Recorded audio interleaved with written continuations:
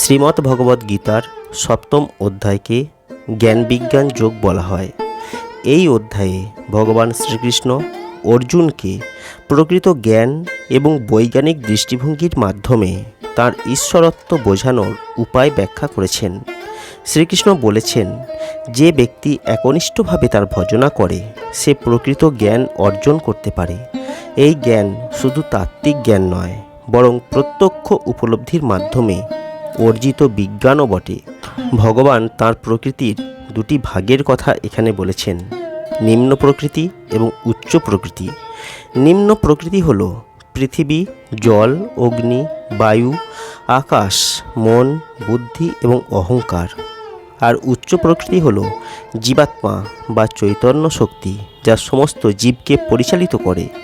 শ্রীকৃষ্ণ বলেছেন তিনি সমগ্র বিশ্ব ব্রহ্মাণ্ডের কারণ এবং সমস্ত কিছুর মধ্যে তিনি বিরাজ করছেন। তিনি বলেছেন তাঁর শক্তিশালী মায়া সাধারণ মানুষকে মোহাচ্ছন্ন করে রাখে এবং কেবল যারা তাকে ভজনা করে তারা সেই মায়া থেকে মুক্ত হতে পারে। ভগবান বলেছেন 4 ধরনের মানুষ তাকে ভজনা করে। দুঃখী মানুষ, যারা কষ্টে পড়ে ভজনা করে; অর্থার্থী মানুষ, অর্থাৎ যারা সম্পদ চায়; জিজ্ঞাসু মানুষ, যারা সত্যকে জানতে চায়; এবং জ্ঞানী মানুষ, যারা তাকে প্রকৃতভাবে জানে। এর মধ্যে জ্ঞানী ভক্তই সর্বশ্রেষ্ঠ, কারণ সে ঈশ্বরকে চিরকালীন এবং একমাত্র আশ্রয় হিসাবে গ্রহণ করে। যারা মোহ এবং অসৎ প্রকৃতির কারণে ভগবানকে উপলব্ধি করতে পারে না, তারা ঈশ্বরের প্রকৃত স্বরূপ থেকে বঞ্চিত থাকে। সপ্তম অধ্যায়ে শ্রীকৃষ্ণ অর্জুনকে বুঝিয়েছেন প্রকৃত জ্ঞান অর্জনের জন্য একনিষ্ঠভাবে ঈশ্বরের প্রতি আত্মসমর্পণ করতে হবে।